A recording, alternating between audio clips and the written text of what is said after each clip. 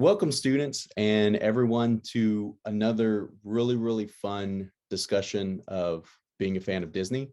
And I'm really excited about this discussion. I've been excited for a long time because today we're getting to talk to Professor Barbara Burgess-Lefebvre from Robert Morris University.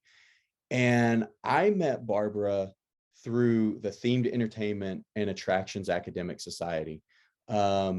And this past November, both of us presented some of our research at their symposium in Orlando, Florida. And some of the things she talked about were just fascinating that we'll get into. But aside from that, or maybe even beside that, her career and her background is extremely interesting and very fascinating. So without me talking much more, I want to welcome Professor Burgess-Lefebvre. And Barbara, if you could give us a little bit of your background and kind of how you ended up here and how you ended up teaching a class about Disney at Robert Morris as well. Welcome. Hello. Okay, so my background is I'm primarily an English and theater professor, but I've always been a Disney fan. And so in my honors program at Robert Morris, they were looking for seminars that could be on anything that was exciting to you. And at the first time I taught it, I co-taught it with a business faculty member because I wanted to address my class is specifically on Disney World. And we talk about storytelling at Disney World. We talk about leadership strategies at Disney World. And then we talk about how those two things create fans. So like you, I do a third of the class on being a Disney fan. I just focus on Disney World because I got overwhelmed trying to do so much else. So my connection on Disney World goes back to my backyard in Lockport, New York in probably 1970, when I got called in from the swing set to my parents saying, I know we were going to go to Disney for its opening in 1971, but we can't get a hotel room because at that time, I think there was only one hotel. Would it be okay with you if we wait till 1972? And I don't know how they phrased that to get me to go, sure, we could put it off for a year, but they did. So my family went in 1972 and stayed at the Contemporary when there was one park and a smaller version of the park. No Pirates, no Splash, no Big Thunder. The first year we went, no Space Mountain, and had a wonderful time. And then we went back 2 or 3 years later and stayed at the Poly. And that sort of established a love of Disney for me. Since then, I've gone, I don't know, more than 20 times. But I've always I lived in Pennsylvania, I lived in New York. So I've always been kind of a plane ride or a long car ride away. And the other thing that sort of, I guess, attracted me to Disney as an adult is I'm this very type A organizing, planning kind of person. And the amount of planning that I can put into, not required, but that I can put into a Disney trip is very appealing to me. I love the planning part of it. It stretches out the vacation for a full year for me. Yeah, and thanks for that. And there's two things in there, and I want to address the last one first because I don't want to forget it. The planning aspect is, and we'll talk later in this visit about that specifically and how the use of technology is impacting that planning, because it's very fun to 6 months out, if you're staying on property, or 3 months out if you're not staying on property, to book your fast passes and to like, you kind of have everybody has their stories where they brag about what they're able to get, whether you're somebody who wants to, it's almost like bragging that people only stop 2 times during a 12-hour road trip, like Disney fans are bragging about what cool reservations they got or things like that. Another thing that I want to talk about briefly is, because you said you went in 1972 and there were no pirates, there was no Space Mountain.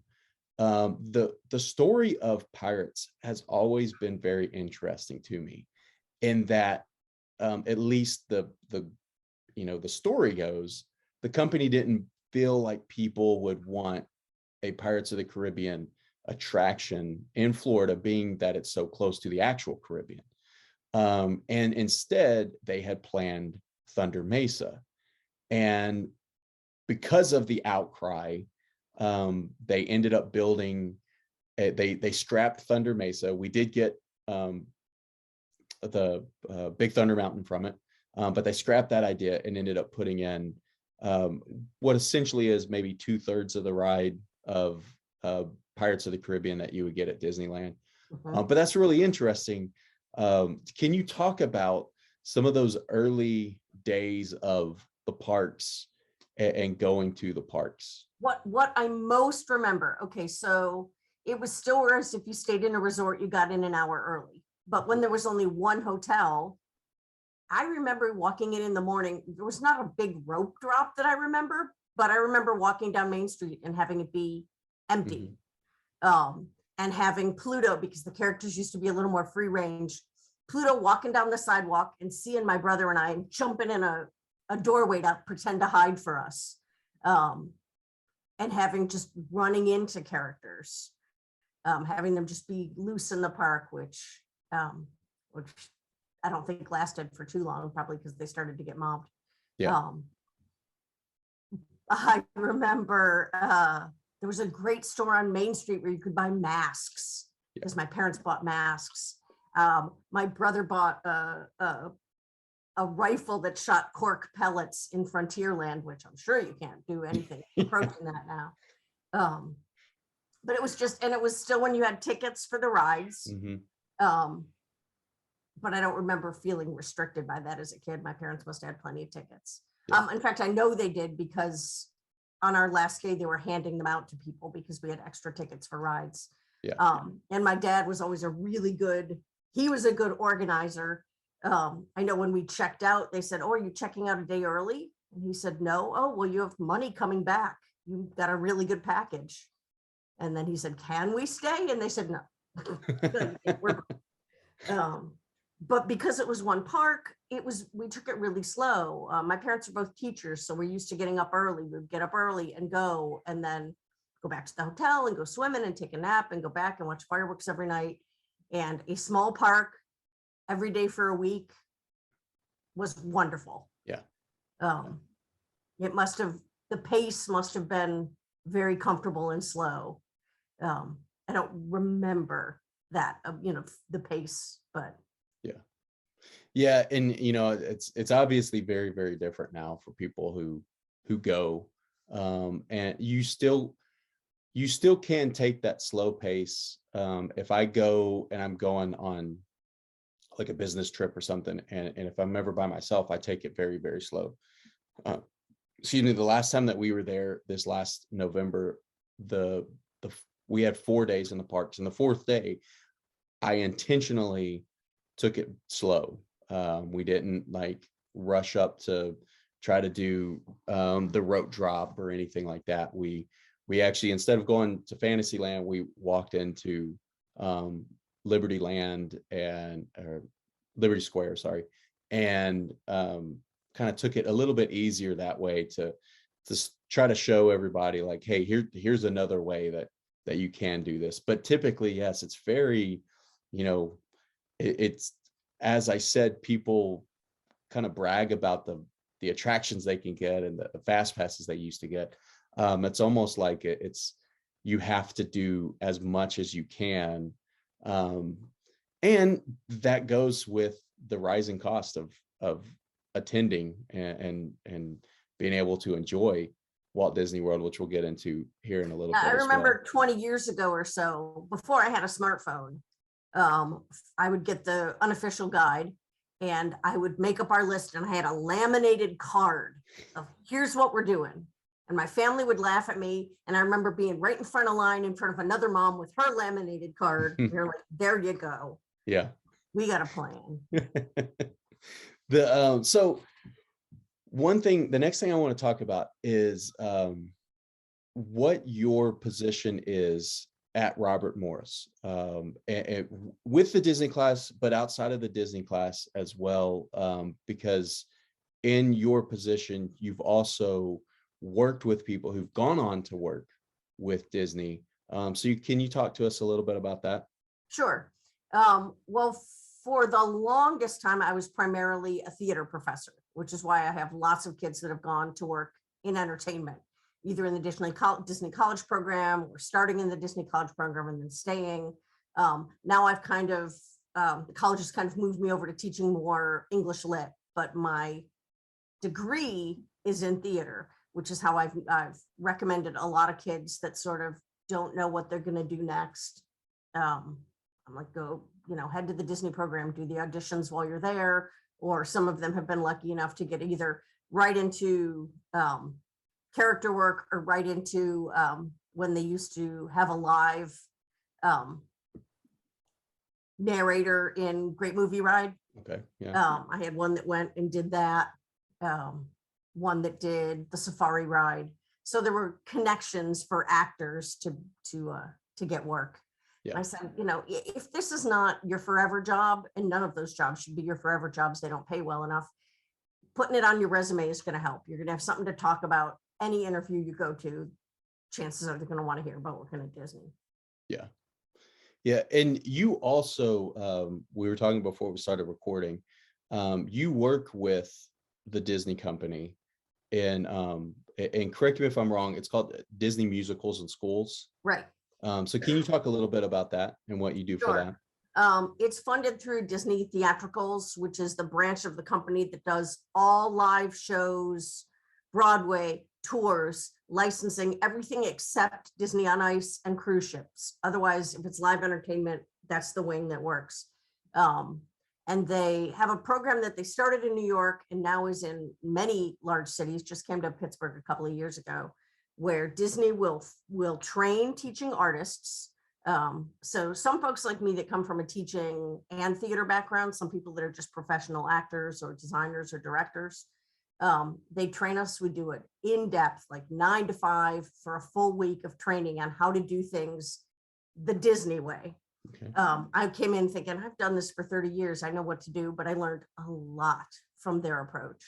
And the idea is to get kids in schools that might not have, that are underfunded or underprivileged, that might not have exposure to musical theater, to get them into some musical theater in their 3rd, 4th, 5th, 6th grades. One of the gentlemen from New York that came and taught said, it took till college for him to find a group of people that he felt comfortable with. And if this is the opportunity to give that to a 3rd or 4th grader that might not know where they fit in life, to let them go, theater, that's the place where I fit, is a wonderful deal. So the teaching artists go in the first year of the program, and we direct a Disney Junior show, which is usually between 30 minutes and an hour. And we work, it's 2 teaching artists and at least 3 faculty members from the school. So we are putting up the show with the kids, but that's almost secondary. We are teaching the teachers how to direct, how to choreograph, how to music direct, how to stage manage. Slowly during that design process, like first we're in the lead and they're watching, and then we're working together, and then hopefully they're in the lead and we're watching. Then the next year we don't go. The next year they're on their own. Disney still helps them with the discounted rights for the show. And the 3rd year, still a little discount. And then hopefully the goal is these schools are ready and do a musical from then on, because they've been empowered and taught how to do it. So it was very exciting. When I went into interview for the job, I said, look, I know I am older and come from a different place than many of the people that are doing this, but you won't find somebody that's more excited about working on Disney and working on theater. As it turned out, I wasn't the oldest. There are a few people that are my age. The guy I usually work with is my age. So because of the pandemic, we haven't been able to do those full shows. Now Disney Musicals in Schools is, we're doing either like 3-week residencies, or we create like a play in a box that a teacher can check out and have an activity to do with their class. We did some short videos that can go home with a student to interact with and learn something about musicals, and using Disney as sort of the conduit to get them to come in. Yeah. It's very exciting. So the shows, and I guess maybe pre-pandemic or outside of the pandemic, the shows, are they typically kind of because I've seen some like the Lion King, I can't remember what it's called, the Lion The King Lion King children. experience. So they're versions of the animated classics or the movies Sure. that the kids would have seen. There's Aristocats, there's Jungle Book. Jungle Book is the one we worked on. No kid had seen it. It was way too old a movie. Yeah. Which was interesting. We sort of sent them home and said, okay, now we need to watch part of this movie. Frozen, Lion King, Aristocats, Jungle Book. There are a couple of others that are not coming to me off the top of my head. Okay. The school chooses the show. Okay. Aladdin. There was an Aladdin. Yeah, that's really, really interesting. I had, aside from seeing kind of advertisements for these every once in a while, I wasn't aware of the full, like kind of how in depth it is in the schools. What I have seen is, I don't know if you've ever watched Marvel 616 on Disney Plus, but it was No. before they started. It was in 2020, so it was before they started putting out their original content, or I'm sorry, the original scripted shows. One of the first documentaries they had was called 616, and one of the episodes was about using Marvel scripts for theatrical releases and theatrical like performances within schools. And so one of the episodes follows two shows. I can't remember. One of them was Squirrel Girl. I can't remember what the other is. And I think it seemed like both of those were just kind of original scripts written specifically for this program. So I wasn't sure how, because Disney and those stories are so well known, I wasn't sure how that worked within the school setting. So yeah, these are scripts that are available for, like, you don't have to be a part of Disney musicals in schools to license that show. So okay. just if your middle school wants to do a show, you can license Frozen Junior. They all have Junior in the title if they're shorter ones. And do it. Usually there's a restriction that it can't be done with adults because they don't want adults doing Frozen Junior. They, no, you can go see the real show if you want to do that. Yeah. At least for now. Yeah. Yeah, that's really, really interesting. I like hearing that background and kind of your background and the way it shapes how you look at Disney. And so the next thing I want to talk about is, you said in your class you focus primarily on Walt Disney World. And when you and I presented at the themed Entertainment and Attractions Academic Society Symposium, it's a long word or long title, you talked about something really, really interesting in dealing with the fan or the customer, the guest experience in the Magic Kingdom. So can you kind of give us an overview of what that is? Because I have many questions and many kind of ideas as far as where this could go. So could you give us an overview of what you did? Sure. Well, a lot of Disney fans talk about being immersed in the experience. When I'm at Disney World, I don't think, and I am one myself. When I'm at Disney World, I don't think about other things. It's one of the things I like about it is problems at home or other concerns, for the most part, go away, and I'm immersed in the experience of being at Disney in general. It's one of the, people talk about the Disney bubble as the reason to stay in a hotel at Disney World, because you never leave the Disney bubble, even if it is incredibly overpriced. That's an expensive bubble.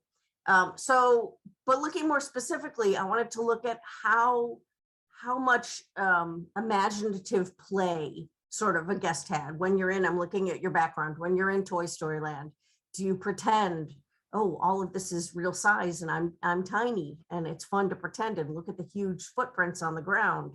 Or do people just go, this is a pretty good roller coaster, Slinky Dog, I'm going to stand in line for the roller coaster and ride it? And still love the experience, but not pretend to be there.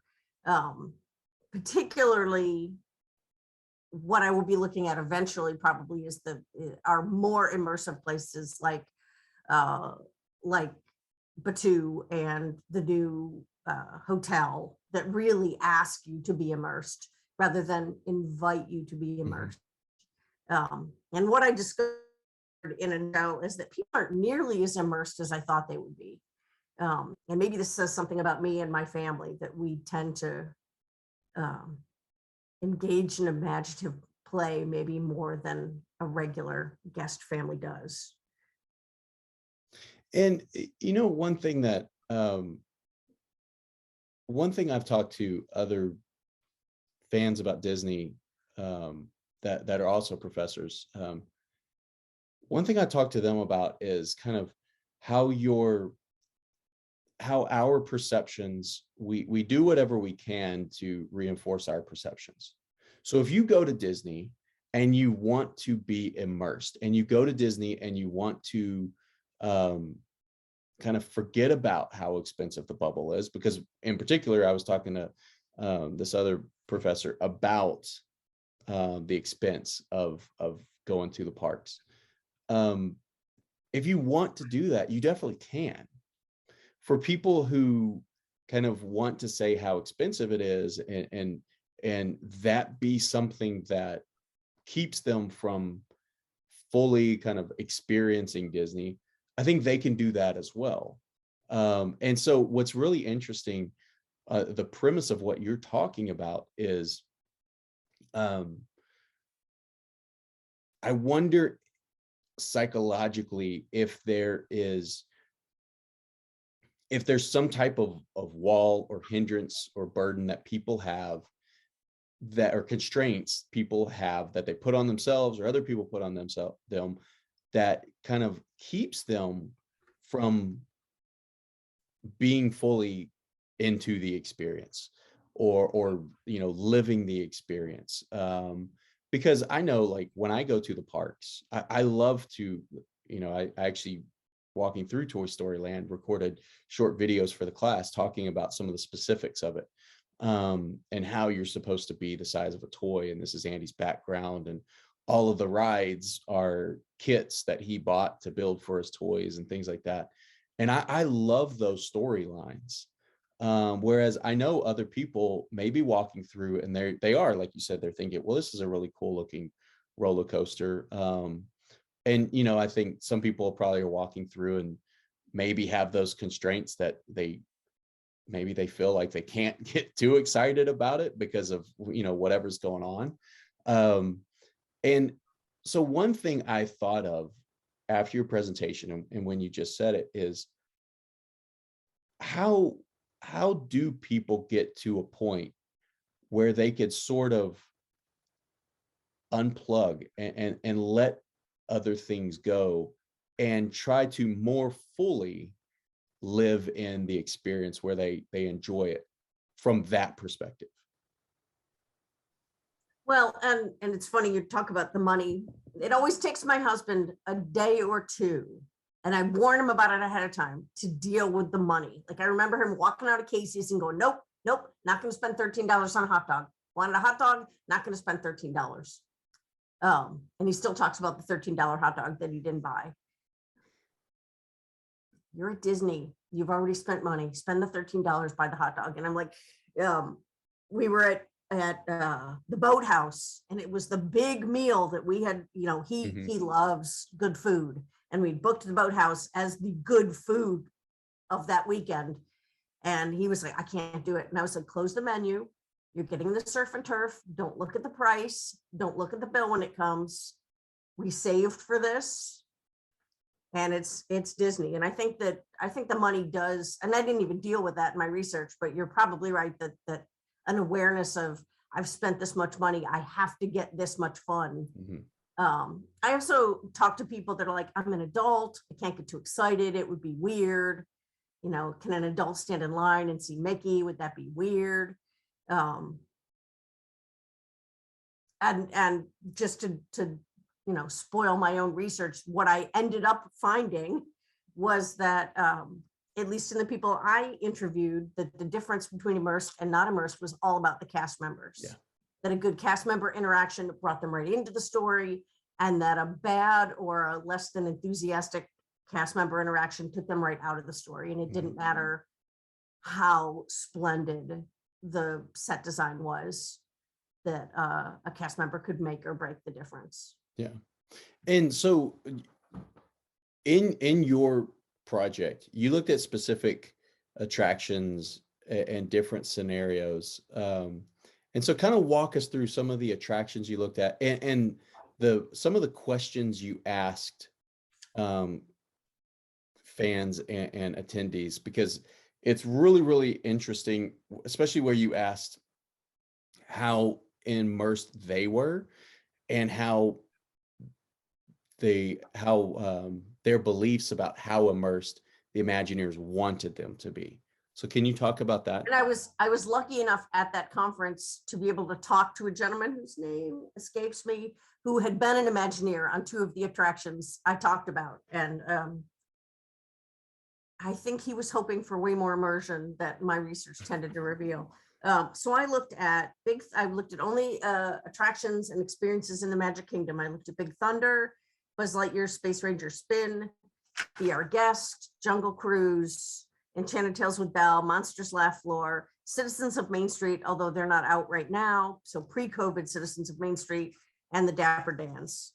And yes, then I asked from totally immersed to totally outside the experience, being sure that, or trying to be sure that the people knew neither of those reflected enjoyment. You could be totally outside the experience and have a great time. You could be totally immersed and maybe not like the place you were immersed. So I asked them to rate from 1 to 5 what their buy-in was on immersion in those. And then I asked them to, using the same scale, tell me how much they thought the Imagineers wanted them to be immersed. What was the goal? And, and so did the attraction fall short or exceed the goal? Pretty much the numbers were, I'm looking at them now. It looked like, well, first, pretty much Barbara, the guests thought their levels of immersion were what the Imagineers were shooting for. And what, real quick, and not to get too technical for everybody watching or listening, but because you said you wanted to make sure that immersion was separate from enjoyment, like what was the definition of emergence that you used? Or immersion, sorry. Number 1 immersion was really feeling, not really, because like I said there, nobody really thinks they've shrunk down to the size of a toy. Then that would be crazy, and that's a whole nother problem. But totally buying into, wow, look at this, I'm tiny and everything is big, and the bathroom is a cootie box, and I love that. To not at all, to be like, okay, this is some lovely work, but I'm not gonna pretend about it all. So that was sort of being very engaged and having fun with, am I really going to be on the wildest ride in the West, or am I riding on a roller coaster that's got some lovely theming to it that doesn't hit me in the heart at all? And did you find any differences between attractions like, like Big Thunder Mountain being one, versus maybe an indoor attraction where you're a dark ride where you're completely enclosed and you are in that experience? And then also with like the Citizens of Main Street and Dapper Dans, because they're with Citizens of Main Street and Dapper Dans, there's so much other stuff going on to take your attention away. Did you find any differences amongst those type of attractions? You would think so, but the highest ratings were Citizens of Main Street and Dapper Dans. It's interesting because I have a woman who was a student of mine a long time ago, at least 25 years ago, no more than that, who's worked for Disney ever since. She was a citizen of Main Street, and she was the new Fantasyland Merrymaker, a whole bunch of stuff. She's worked in every park in Disney, and plus, or Disney World, plus in Tokyo. And we would try to meet her whenever I was down there because I wanted to say hi, and she would always be in character, never break character. And my kids were like, I've never really met Cammie. And I'm like, yes, you have. That's pretty much her, just plussed up to be at Disney.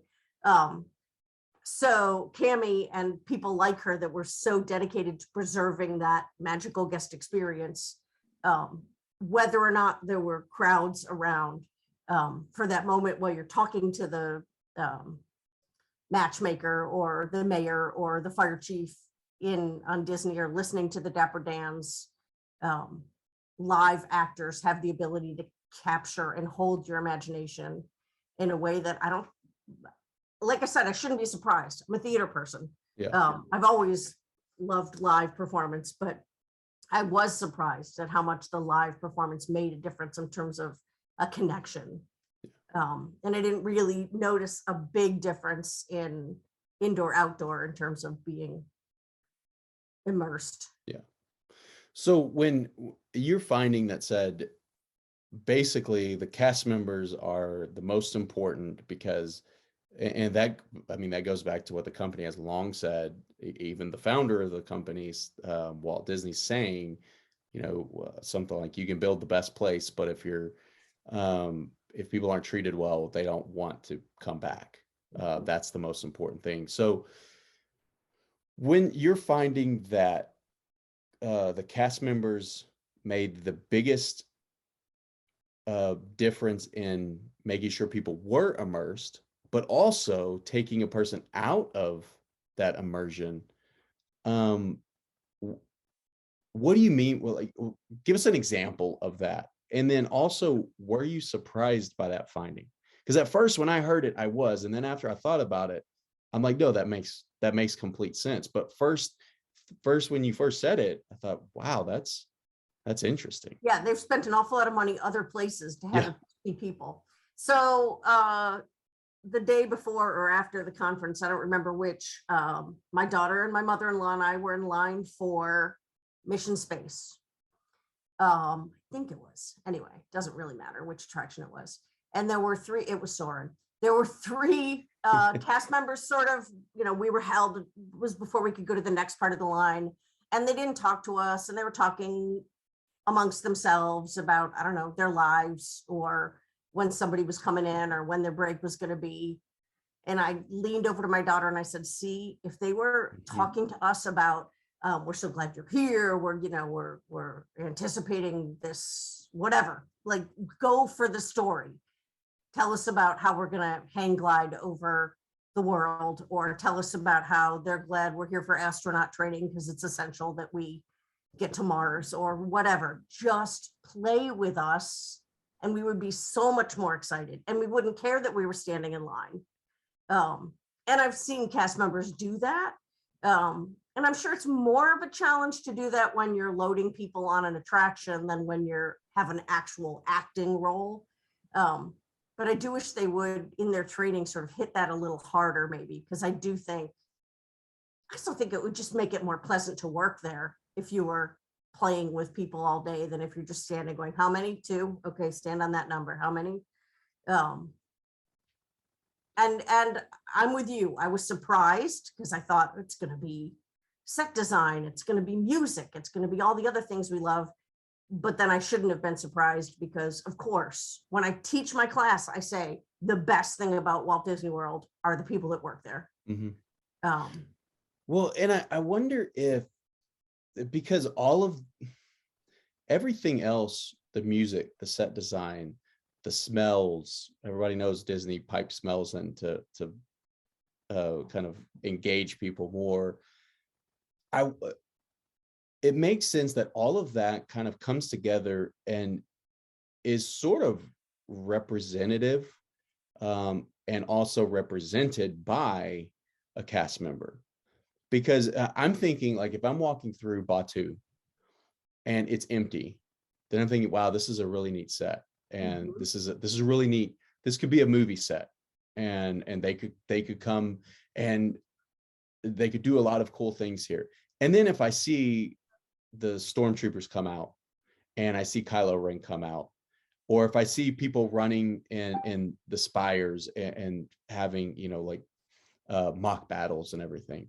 That elevates the experience. So, I think it is, as you said, and as they've said for a long time, they're the most important aspect, which is it. Like I said, at first I was thinking kind of what you said, that it would be, like, hey, these attractions are really, really neat. And I also wonder if it would be a little different if, because at Magic Kingdom right now, some of those attractions and lands are well established. If you did the same thing like at a Pandora, or especially at Batu, because Batu being a big enough land, I wonder if it would be a little bit different in those areas. But I also, I wouldn't be surprised if it's absolutely no difference between them either. Right. One other thing that I really thought about during your presentation is the increased use of technology now in the parks. And I don't mean technology in the rides and everything. I mean technology of like using our phones and having to be on the app almost the whole time you're there to make a mobile order, or to see, what line is the longest, and which one do you want to go to next, if you want to do a lightning lane or things like that. And I know you said you did this before the use of technology, or I guess the importance of technology is what it is now in the parks. But how much impact do you think something like that would have on it as well, have on immersion? I saw, and granted, this was set up as a meme, so maybe not, but 20 pictures from the Haunted Mansion that all looked like this. Mm-hmm. Because, they take the picture at the end. So you're like, okay, what's next? Of people disengaged from the attraction that they're in, that they stood in line to be in. I think that people like you and I that get more familiar with the app will have an easier time of it. I'm going in a couple of weeks, and we're doing Genie Plus, but I'm really going to try. I want to keep an eye on how much I'm on my phone looking and evaluating, and I'm going to try not to let it suck me in. But I think it's a danger. Things like, we had a virtual boarding group that was supposed to be at noon for Ratatouille, and I happened to check my phone, and it had moved up. It had moved up. Mm-hmm. It was sooner. It had moved to like 10:15, to the point where I was like, "Oh, we need to go."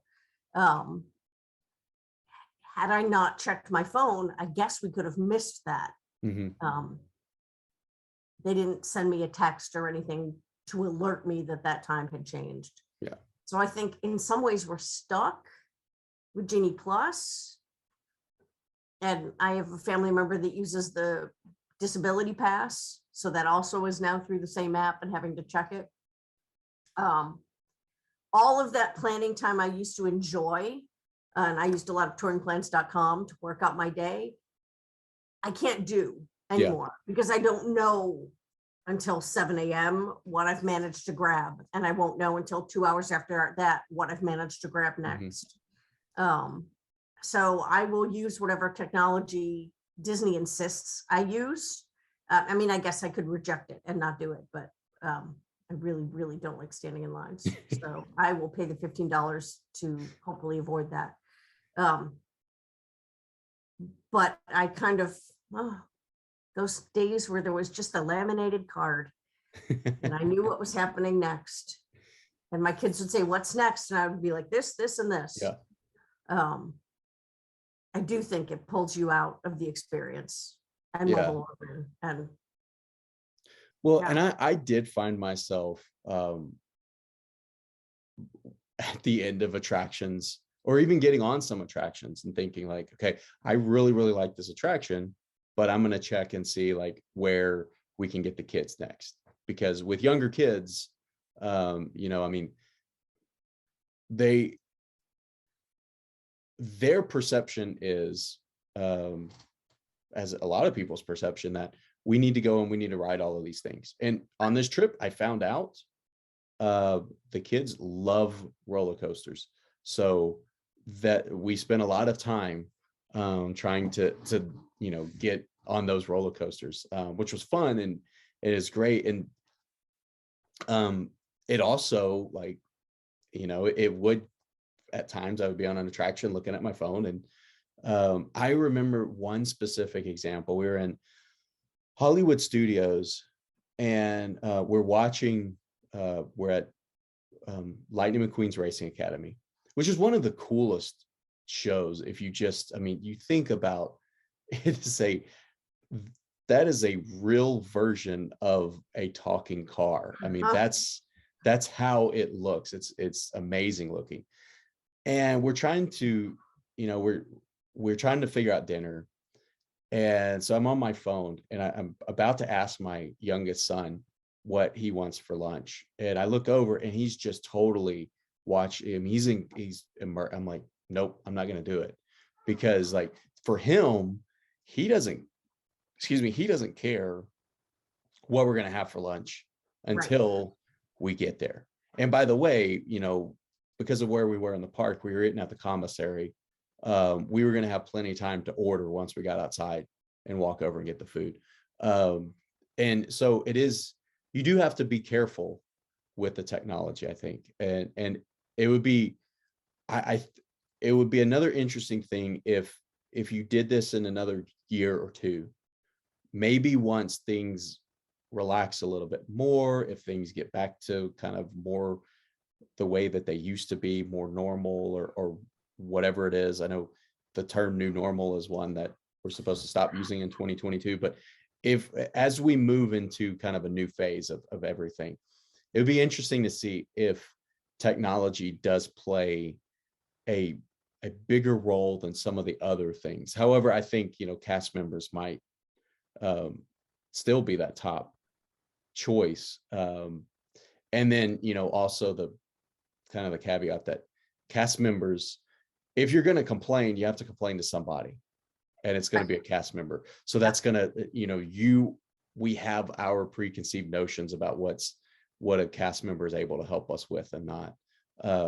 It's all really, really interesting when we look at it that way. There are definitely more blue umbrellas. This last trip, I've never seen so many blue umbrellas with cast members there just to assist with technology issues. Yeah. The and another thing that, so along with technology, this last time that you went, did your family use Genie Plus this last time you were there? We did. Now, it was just it was me and my daughter, who's 20, and my mother-in-law. Okay. The three of us. We did a day at Epcot, a day at Magic Kingdom. We used Genie Plus both days. The Magic Kingdom day, it was well worth it. The Epcot day, probably not as worth it. I had seen because this last trip we went and we were celebrating a birthday, and it was kind of like a milestone birthday that I was celebrating, and we hadn't been in 2 years. So I said, look, we're going to go a little bit bigger than that's how I justified it, at least. So I ended up doing Genie Plus, I think every day, and individual lightning lanes for some of them. And all but one day we actually we went to different parks because we were staying on property, and we typically don't. So I wanted everybody to kind of get the experience of going to parks and not using our transportation. So we were staying at Art of Animation. So, we could take, the first day we took the bus over to Magic Kingdom. We took the monorail to Epcot and the Skyliner back to our hotel. The next day, the bus to Animal Kingdom. We came back to our hotel so we could take the Skyliner to Epcot and back. And kind of the coolest transportation day is waking up, taking the Skyliner to Hollywood Studios, taking it back over to Epcot, back to our hotel, and you get really, really cool views the whole time that you're there. My next trip, we're staying at Caribbean Beach Yeah. strictly because I want to use the Skyliner. The Skyliner is so nice, and especially where it drops you off right at the International Gateway at Epcot. I mean, it's right there. You're getting off and you're taking 200 steps and you are in Epcot. And, you know, Hollywood Studios is essentially the same thing as well. It drops you off closer than the buses would drop you off. So we did Genie, and we did Genie Plus, and we did lightning lanes for some of the attractions. And one thing, we had an amazing time. I loved it. One thing I was aware of, and I want to get your view on this, and maybe even your view after you go this in a few weeks, is I was very aware that we were having a different experience than a lot of other people were having, that either could not or chose not to purchase Genie Plus and the individual lightning lanes. And I want to be clear, like, Disney has never shied away from, you know, giving people more if they pay more. But typically within the parks themselves, when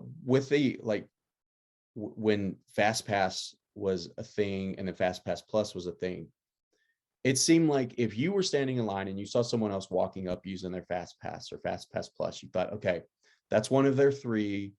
I'm going to be able to use mine later. And vice versa, when you're walking in that FastPass Plus lane, you're thinking everybody else can use theirs later. This is just what we chose to use ours on, or were able to, getting back to, you know, the fans bragging about their fast passes. This time it did feel really different for me, that especially on those that had individual lightning lanes, that people knew if you are walking in that line, you spent specifically to skip the line for that ride. Mhm. And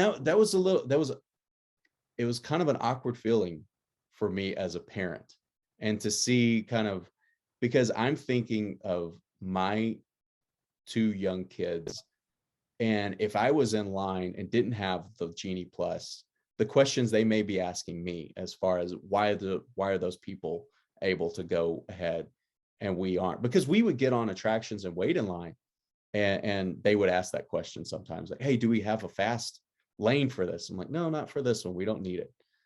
So I wanted to get your impressions on kind of what you think Genie Plus is doing to the experience, and how maybe it's going to evolve in the future for the experience.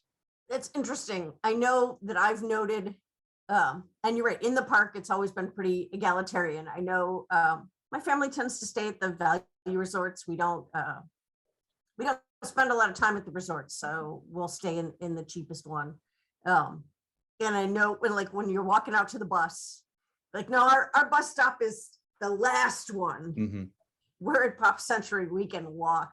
If we had a deluxe bus, we'd be closer. But in the park, there was never that. Well, there was a little bit of one where if you were a super planner and did a lot of research, you could figure out how to we always had, back when it was paper fast passes, we always had, my husband was the runner. I would be like, oh, we're due for more, go get some. And one of the things I loved is it meant we could give them out to people at the end of the day. Oh, well, we're not going to make it all the way back to Tomorrowland. Here's a family of 4. Do you guys want to ride Space Mountain in the next half hour? And that was just a fun thing to be able to do for other people. Now there's definitely the start of a weird class system in terms of, if you, so those people spent $60 extra so they could walk right into Ratatouille.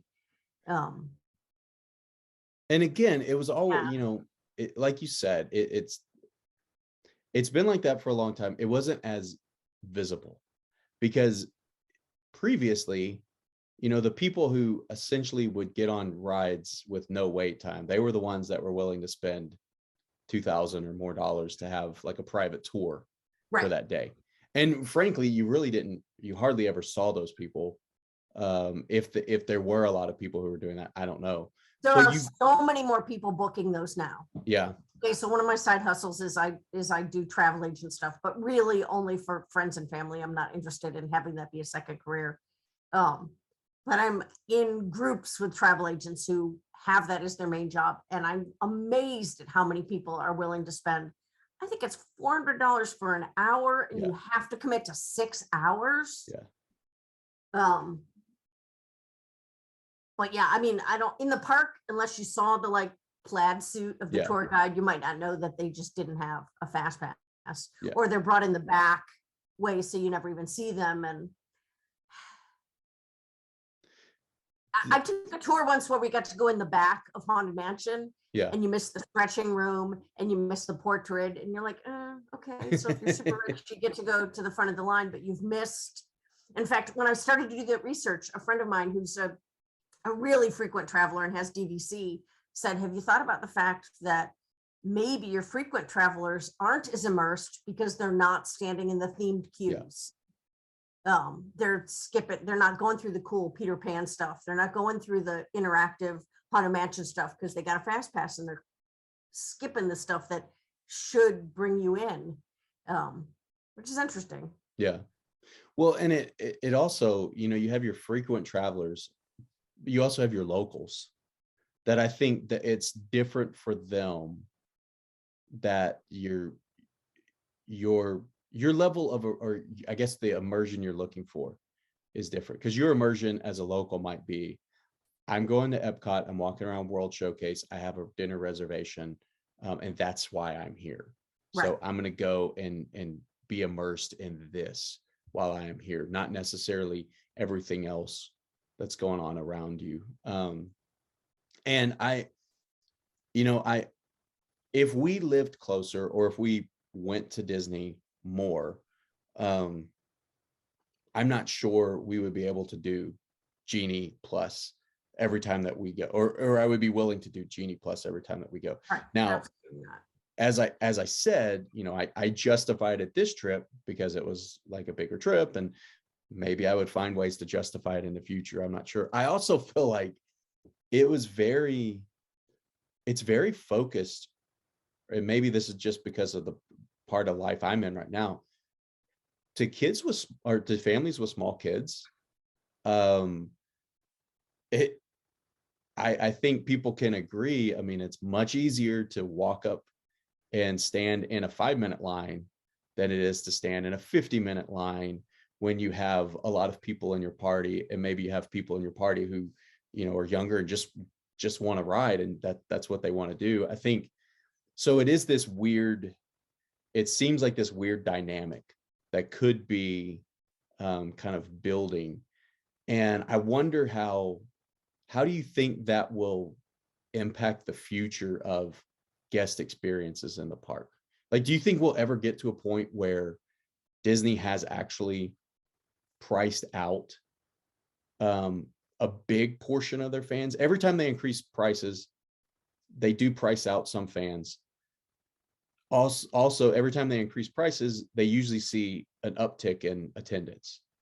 Right. So are we gonna see a tipping point? Yeah, I see. Every time anything comes out that costs more money, I see people go, well, that's it, I'm done. If I can't get a free bus ride, I'm not going anymore, or whatever. I can't steal the shampoo because it's now bolted to the wall, I'm done. Which you just need to pump it into a water bottle. I'm sure they have already priced out some people, or people move to, this is something like my whole family this is a big year for me. I will be 3 times this year. That's not typical. I went for the conference. We're going in a couple of weeks because I really wanted to go to the arts festival, which I've never gone to. And I have 3 students down there right now. So I'm justifying checking in on them for a long weekend. And then my son was like, I have gone to Disney in a long time. He's 20, he'll be 25. We haven't taken a family trip in like 6 years. I'm like, no, we haven't. So while I have this, I'm going to get an annual pass so I can do Disney math and say, wow, we save money by going, really. But as much as I love Disney, I look at things and I go, oh, we could go to London for a week, cheaper, depending on airfare. We could, I do think that people will look at other options Yeah. than Disney options. I don't think they're ever going to have to lower prices to lure people in, because they've taken a lot away under the guise of COVID, maybe really legitimately because of COVID. I don't know how COVID kept the parking trams away, but okay. But people keep coming. Yeah. Well, and that was actually one thing we kind of halfway joked about when we were there, is like, the monorails were open and you wore masks. The buses were open and you wore masks. The Skyliner was open and you wore masks. And on the Skyliner, you were actually only with your party. You weren't with any other party. But then the boats were open and you wore masks. But yeah, the open air trams weren't open. And on our Disney, we always set up a Disney Christmas tree every December. And on the tram, I have a little model of a tram. And on the tram, I wanted to put the sign like closed for refurbishment or we're opening or whatever.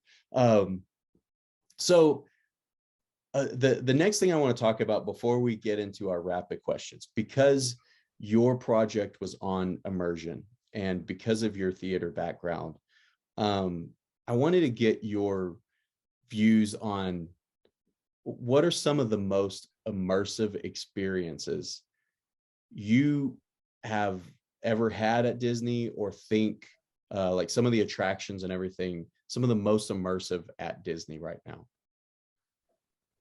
I would go to, and they're not there anymore, what was it called? Her Majesty's Merrymakers. They were the group, it was 2 women and 2 men. They did the sword pulling in front of the carousel, Okay. and they did other just sort of interactive things.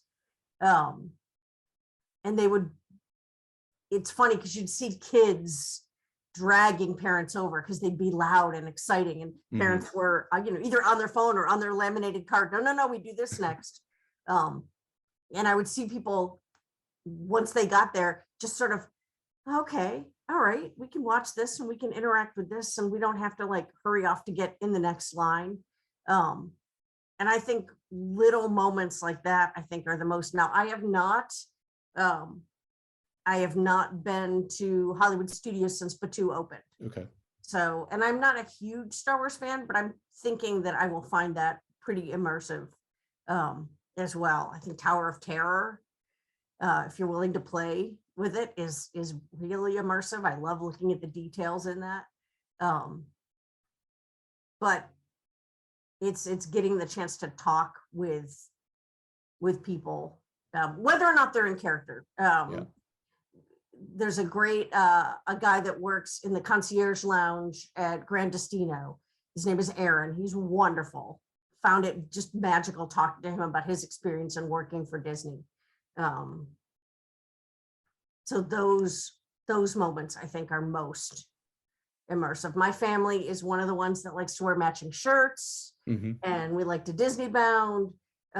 We've had great interactions. Right after Monsters University came out, I made fraternity shirts for all of us to wear in the different, we picked different houses that we would have been in, and we had some great interactions with people with those. We did another Monsters one where it was Disney bounding. So we had just like sort of plain, I had a plain green shirt on. My husband had a blue shirt where we put purple dots on it. My daughter, I think, was in pink because she was Boo. And my son had an orange shirt with a sock sewn to his back. Oh, yeah. Yeah. And he got great interaction in those. Something about my kid, as an adult or a kid, he always got picked to do Enchanted Tales with Belle, to sword fight with Captain Jack. I think his face looked like pick me. Yeah. So as a parent, getting to watch him sword fight with Jack Sparrow was like wonderful. Yeah. This last trip, my oldest son on Rise of the Resistance he was one of them that got interrogated. And afterwards he kept asking, why did they ask me? Why? And I said, well, because they thought you would tell them, and you said you didn't know. You did the right thing. And it reminded me of the first time that he went. He was almost 2 years old. So I was pushing him around in his stroller, and we were in Hollywood Studios, and we were approached by stormtroopers, and they started interrogating us because I make a shirt when we go as well. So this year that we went, our shirts had like the Rebel and Jedi logo on it. And they said like Squadron or our last name in Squadron or something.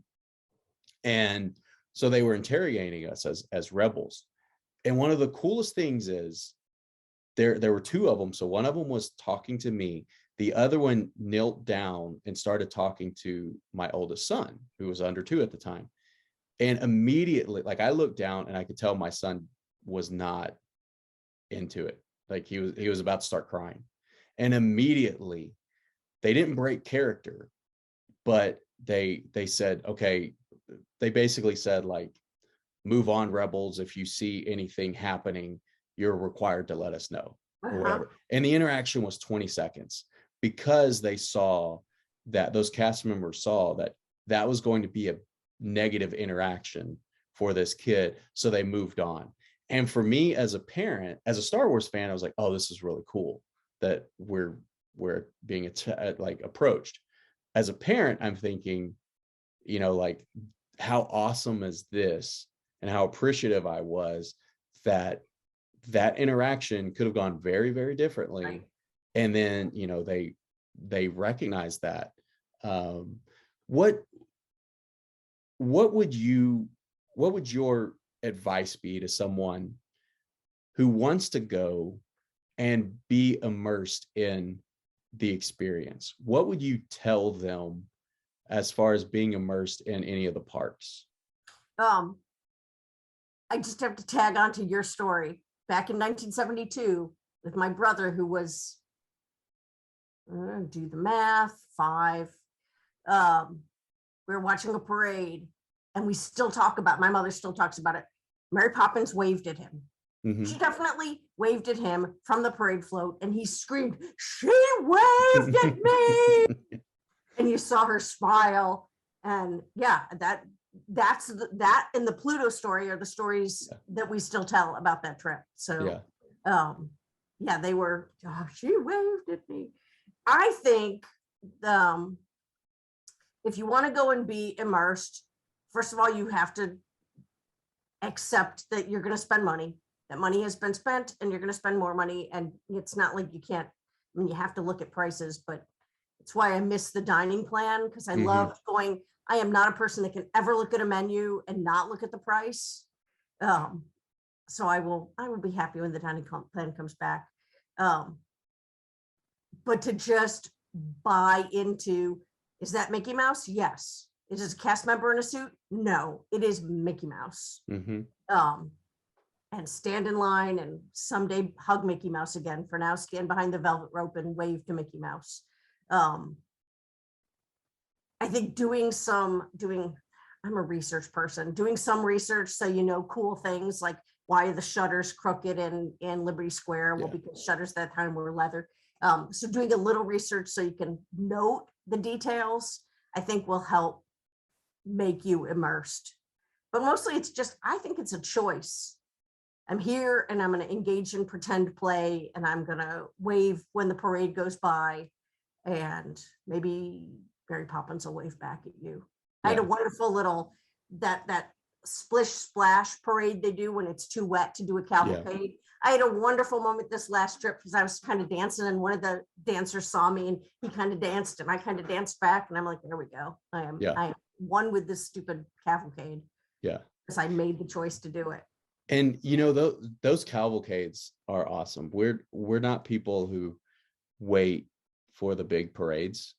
Like I don't go. When I was young, I would go and my grandmother would stake out for like an hour for us to have a spot on the parade route. We don't do that. So those character cavalcades are really, really fun. I hope they do not go away, because, and especially when you're in Frontierland, because that's where they all start. Right. You just randomly, you hear the music and then you walk out, and we probably saw the Mickey and Minnie and Donald float, the big float come by 2 times while we were at Magic Kingdom. It was really, really fun. And hopefully more of those interactions are able to come back.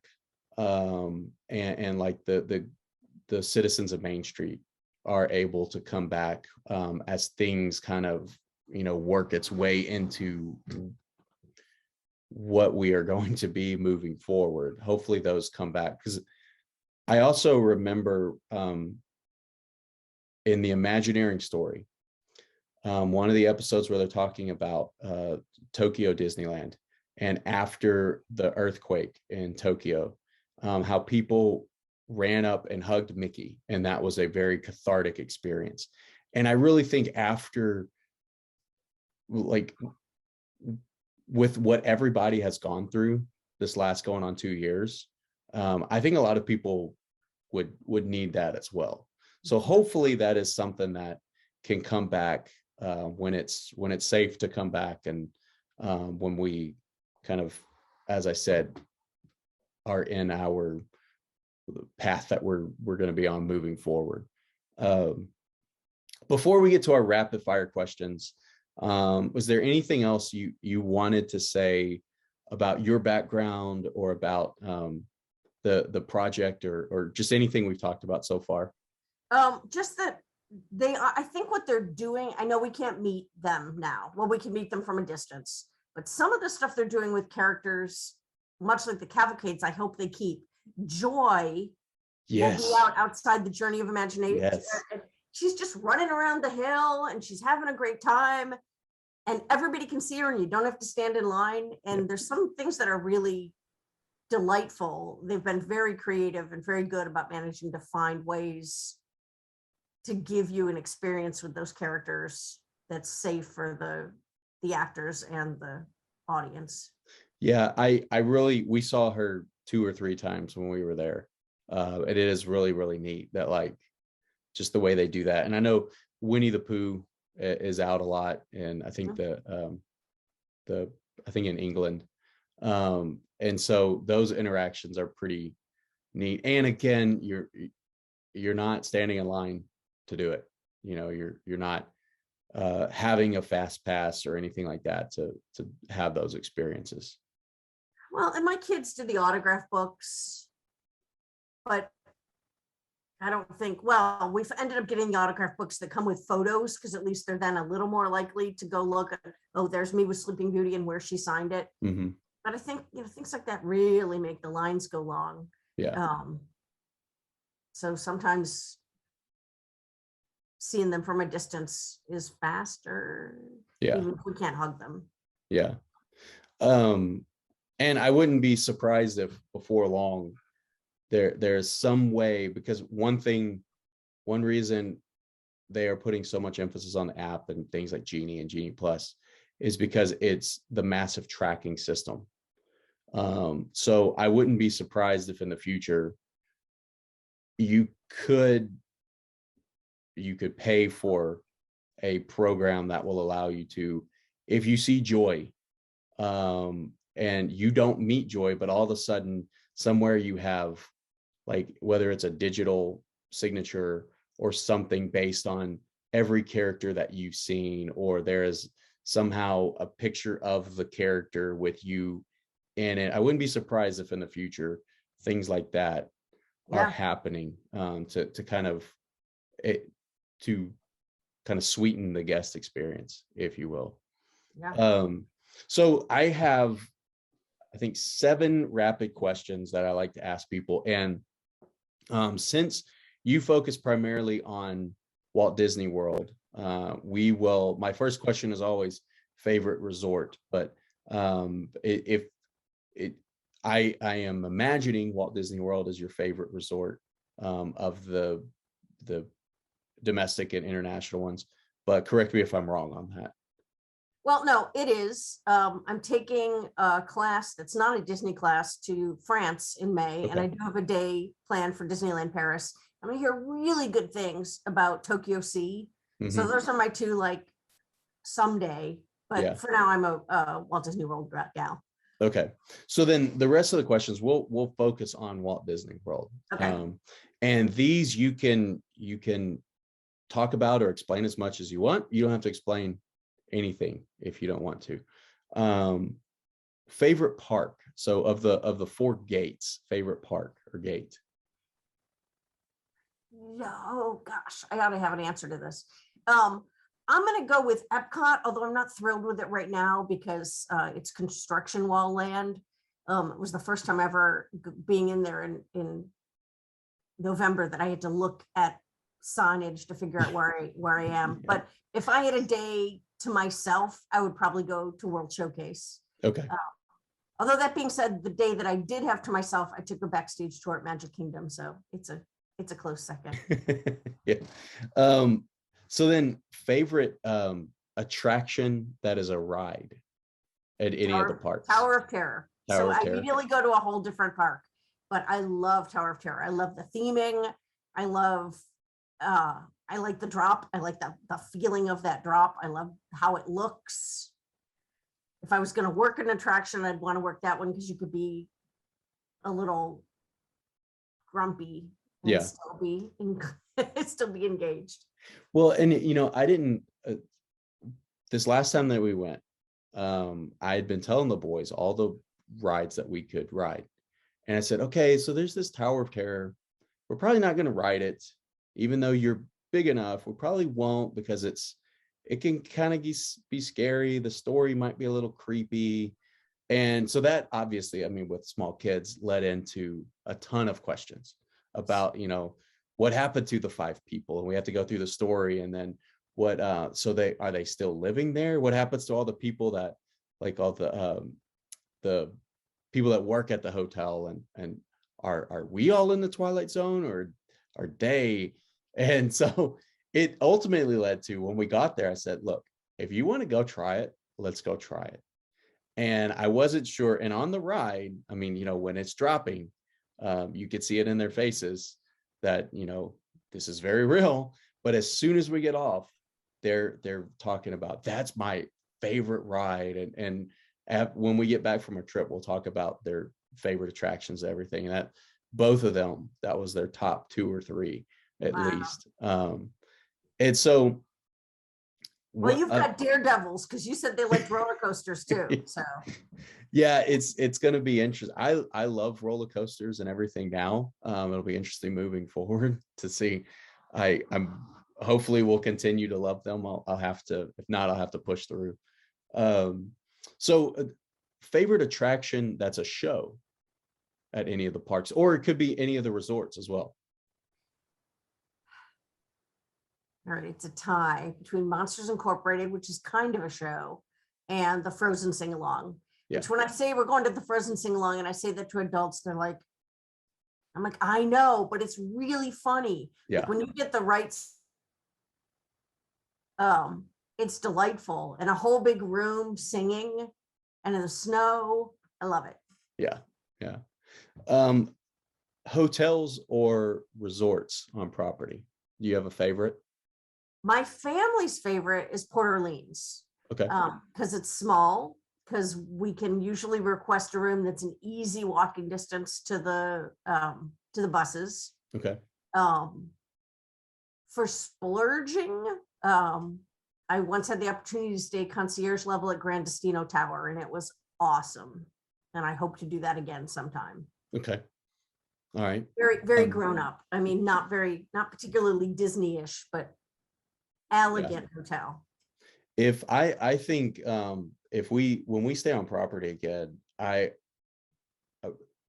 for me it's hard to beat those hotels that are on the Skyliner now, because that Skyliner is just such a neat experience. I mean, it's awesome to just be able to get on and step on and step off at a park or different places. We've stayed at Pop a couple of times and Art of Animation once. I think our August trip, we're actually going to rent a house because my daughter wants to bring a friend, and I'm not doing 5 people in a hotel room. That's ridiculous, especially because I can rent a 4-bedroom house for the same price. Yeah. And I've got an annual pass, so I'm not paying to park. So we'll just do it that way. Yeah. Favorite restaurant anywhere on property? Could be in the parks, could be at the hotels, or Disney Springs. Okay, well, I haven't been there yet, but I'm really looking forward to Steakhouse 71. Okay. Yeah, I've I've heard heard a lot really about good things about it. For places I've actually eaten, I really like Sanaa because I like the that. Okay. bread service. Um, Beer Garden used to be a regular every trip when the kids were younger because they really liked the show and they like to go down and dance. Um, but it's not a buffet right now. Um, and for fancy grown-up eating, we've always liked the Yachtsman. But I'm hoping Steakhouse 71. I've heard that it's as good as the Yachtsman. Okay. So we'll All see right. how. And then the last one, favorite snack when you're on property. I like a Dole Whip and I like popcorn. In fact, I was just saying to my husband, because I use my popcorn bucket at home. Yeah. I was like, I have this popcorn bucket I bought in November. I'm pretty sure we can bring it back for the January trip and get refills. Because let's face it, a refill of popcorn costs Disney about a penny. Yeah. I don't even feel guilty bringing it back to have it refilled. Well, Barbara, thank you so much for this. This was a lot of fun. As you said when we were communicating, always love talking about Disney. Yeah. It's the same way. So I really, really appreciate this. For anybody who wants to, because we have students in the class, we also have some people who aren't in the class who watch or listen. Anybody who wants to get in contact with you, how can they do so? Sure. Well, my email is Barbara Ann Lefebvre, leaving out the Burgess, but putting in the middle name at Gmail. Okay. So BARBARANNLEFEBVRE at gmail.com is probably the easiest way. Okay. All right. And again, thank you so much for this. Oh, thank you. And as we maybe after you go in November, and if we'll talk offline about different projects and everything, but maybe we'll have to have you talk with the class again sometime in Sounds the good. future. So Sounds thank you good. very much. Happy to be here. Thank you. Have a great rest of the day. Thank you. Bye.